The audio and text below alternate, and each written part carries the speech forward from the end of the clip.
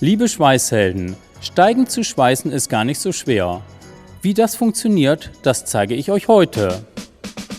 Wie ihr sicherlich wisst, kommt das Steignahtschweißen vor allem dann zum Einsatz, wenn das Werkstück nicht gedreht werden kann. Als Elektrodentype empfehle ich RB12. Bevor wir mit dem Schweißen beginnen, hier noch 2 Tipps.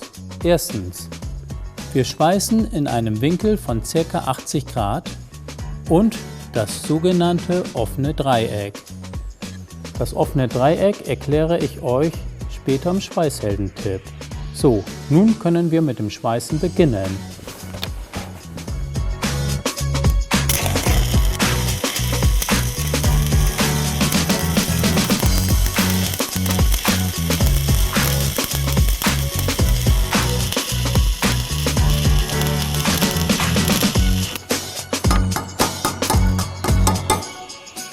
So Freunde, und so muss eine Stegnaht aussehen.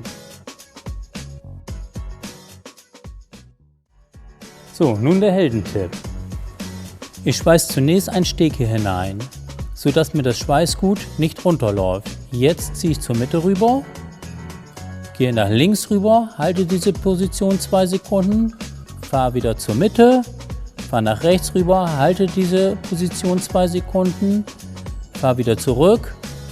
So, das ist das sogenannte offene Dreieck.